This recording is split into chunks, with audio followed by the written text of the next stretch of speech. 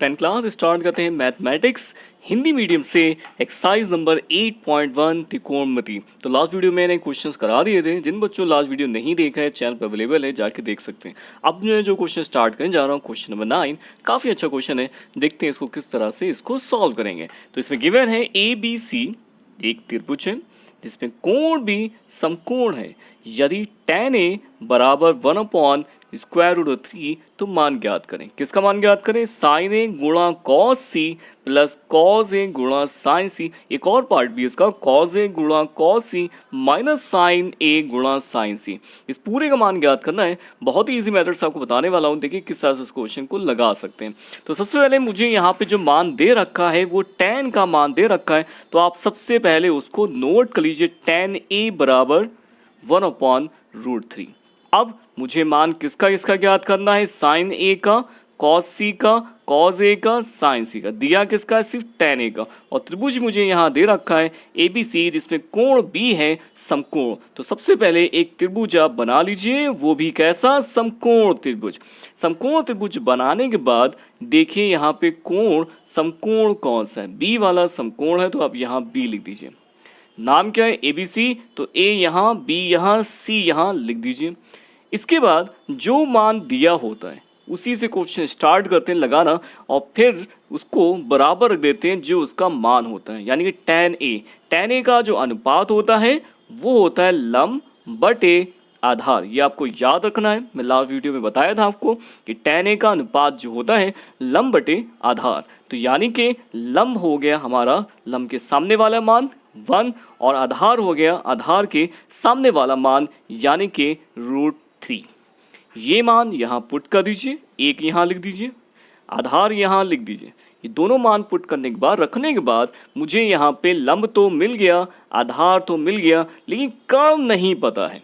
यानी त्रिभुज की तीसरी भुजा नहीं पता है। जब तक तीसरी भुजा नहीं मिलेगी आंसर नहीं आएगा। तो सबसे पहले तीसरी भुजा निकालते हैं, और तीसरी भुजा निकालने के लिए लगाते हैं पाइथागोरस।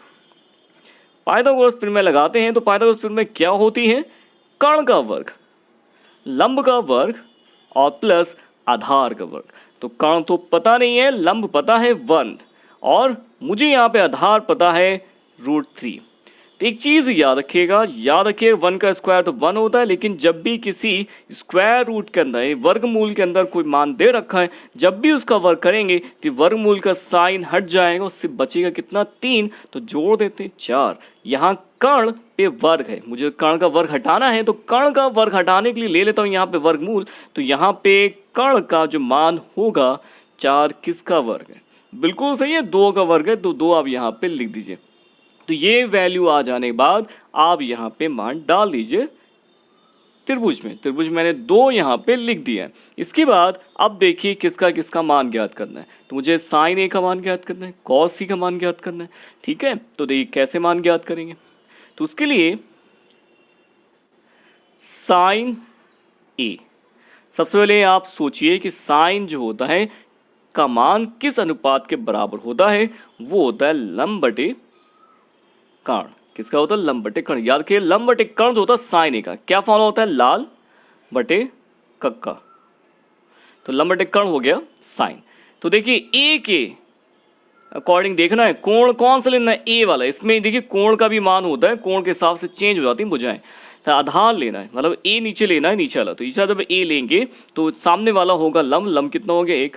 कर्ण कितना हो गया? 2। ये तो माना आ गया। अगला निकालते हैं, किसका निकालना है? cos C का। मैं लाइन से निकाल लूँ, cos C निकालते हैं। तो cos C के मान कैसे निकालेंगे? सबसे cos का अनुपात सोचिए क्या होता है? आधार बटे कर्ण। ये हो गया आधार बटे कर्ण। इसके बाद अब आइए डायग्राम में। डायग्राम में कोण कौन सा लेना है? C वाला। C कहाँ है? ऊपर।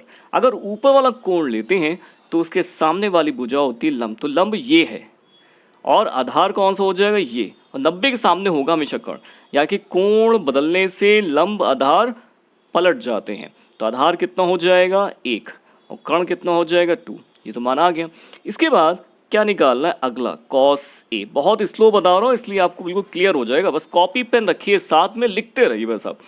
तो cos A, तो cos का मान क्या होता है? आधार बटे कर्ण। अब लेकिन कोण कौन सा लेना है? ए वाला। ए वाला कोण मतलब नीचे वाला। जब नीचे वाला कोण लेते हैं तो सामने वाला लंब होता है। तो लंब कितना आ गया? 1, लेकिन मुझे तो आधार लिखना है। तो आधार कितना है? √3। कर्ण हमेशा कर्ण रहेगा, 2 हो गया। अब अगला कौन सा निकालना है, साइन सी। बहुत ईजी बता रहा हूँ मेथड से, देखते रहिए, अभी क्लियर हो गया। साइन सी पहले मान ज्ञात करिए, लंब बटे कर्ण होता है अनुपात साइन का। अब कोण सी के अकॉर्डिंग, यानी ऊपर वाला कोण, ऊपर वाले कोण के अकॉर्डिंग उसके सामने वाला लंब होता है, कोण के सामने वाला लंब होता है, यानी लंब कौन सा है, √3। कर्ण कितना है, 2। ये सारे मान आ गए। ये सारे मान आ जाने के बाद आप मान डाल दीजिए, देखते रहिएगा, नोट करते रहिए। तो किस में मान डालना है, sine A into cos C plus cos A into sine C में। तो साइन ए का मान 1/2, कॉस सी का मान 1/2, कॉस ए का मान √3/2, साइन सी का मान √3/2। मान निकाल लिया। गुणा कर लेते हैं, 1 की 1 से गुणा होगी, 1 2 से 2 गुणा करेंगे 4, √3 के √3 से गुणा करेंगे 3। याद रखिएगा, अगर 2 नंबर स्क्वायर रूट में है, वर्गमूल में है, 1 से गुणा करेंगे, वर्गमूल हट जाएगा, नीचे से गुणा 4। अब जोड़ने के लिए लेते हैं एलसीएम, आ गया 4, तो ऊपर कितना आ गया, 1 + 3। तो जोड़ लेते हैं, 4 + 4 कट गया 1। तो यानी कि सवाल का आंसर कितना आ गया है, 1 आ गया है। तो इसको नोट करिए, कॉपी साथ में रखा करिए, और जिन बच्चों को सब्सक्राइब करा नहीं है जल्दी सब्सक्राइब करिए। तो स्टार्ट करते हैं नेक्स्ट क्वेश्चन। देखिए सेकंड पार्ट मैं नहीं करूँगा, आप लगाइए, ना लगे मुझे बताइए, मैं अगला वीडियो बना के डाल दूंगा। लेकिन अभी स्टार्ट करता हूँ मैं नेक्स्ट क्वेश्चन, क्वेश्चन नंबर 10। तो अब स्टार्ट करते हैं क्वेश्चन नंबर 10। तो क्वेश्चन नंबर 10 बाकी लोगों के क्वेश्चन से थोड़ा सा अलग है, देखिएगा, नोट करिएगा। तो क्वेश्चन में दिया है, मैं बताता हूँ, त्रिभुज PQR में, त्रिभुज PQR में कोण Q समकोण है, PR + QR भुजाओं का योगफल 25 सेंटीमीटर है तथा PQ भुजा का मान 5 सेंटीमीटर है।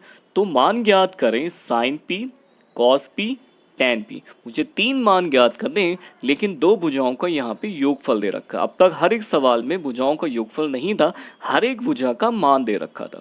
तो इस भुजाओं को योगफल को कैसे इस्तेमाल करेंगे, कैसे आंसर निकालेंगे, देखिएगा, मैं बताने जा रहा हूँ। तो सबसे पहले त्रिभुज की बात हो रही है जिसका नाम है PQR। तो सबसे पहले आप एक त्रिभुज बना लीजिए, वो भी कैसा बनाएंगे, समकोण त्रिभुज बनाएंगे, जिसका एक कोण होगा समकोण और जिसका नाम होगा Q। देखिए यहाँ गिवन होता है हमेशा, Q लिख दीजिए। इसके बाद त्रिभुज का नाम है PQR। तो P लिखिए, Q लिखिए और R लिखिए, ठीक है। नीचे यहाँ पे कोण हमेशा वो सा लिखा करिए बिंदु जो यहाँ पे ज़्यादा दे रखा हो। तो यहाँ कौन सा दे रखा है, P, तो यहाँ P लिखिए नीचे, क्वेश्चन लगाना आसान रहेगा।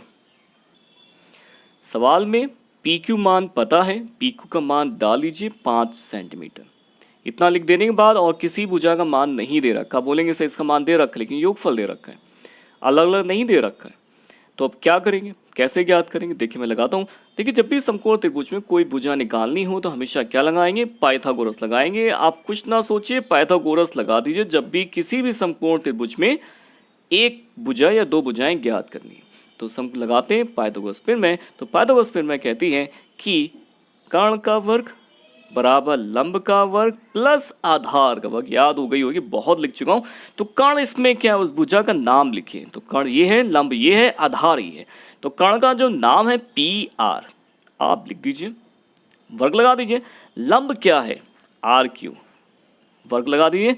PQ क्या है, आधार, वर्ग लगा दीजिए। अब इन 3 भुजाओं में एक मान पता है PQ, आप मान डाल दीजिए। ये मान में डाल दिया 5 का वर्ग। इतना कर देने के बाद 25 ये आ जाएगा इधर, ये वाला मान आप इधर ले आइए, वन साइड RQ ले आए इधर, ठीक।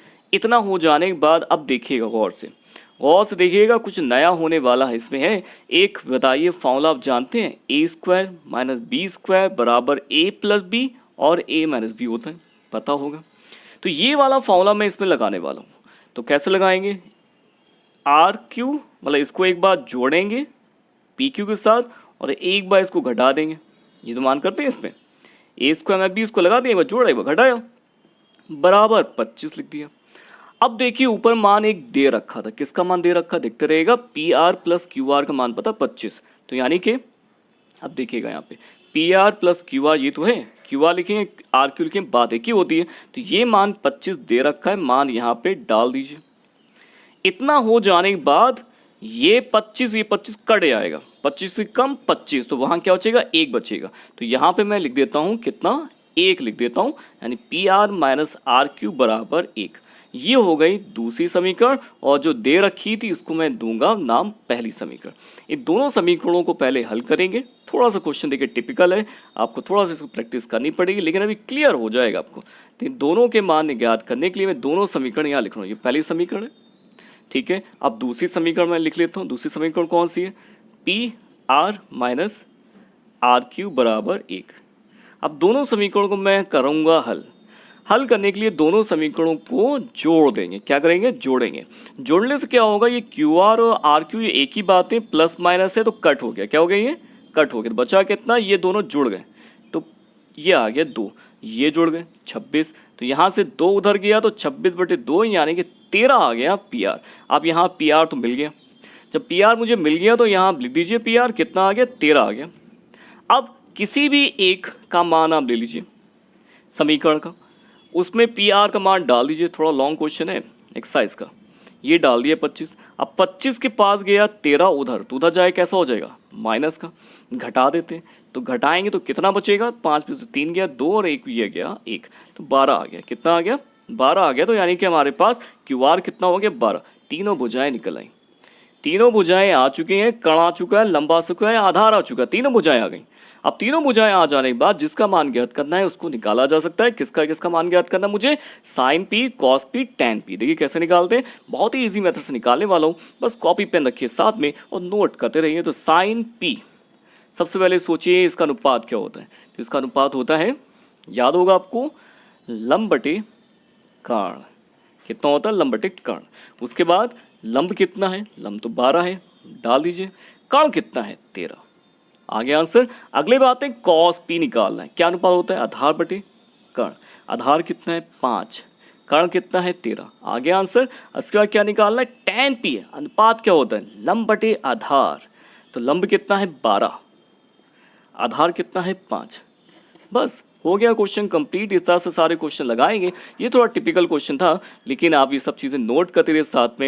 ये सारे के सारे क्वेश्चन जो है मैं इजी मेथड्स आपको सॉल्व करके दिखाऊंगा। इसलिए जिन बच्चों ने अब तक जो है चैनल को सब्सक्राइब नहीं किया है, सब्सक्राइब कर लीजिए। ये पूरा पिक्चर मैं दिखा रहा हूँ आपको, ताकि आप अच्छी तरह से इसको नोट कर लें। तो मिलते हैं नेक्स्ट वीडियो में नेक्स्ट क्वेश्चन के साथ। ईजी तरीके से कैसे क्वेश्चन को लगाना है ये सब सीखेंगे।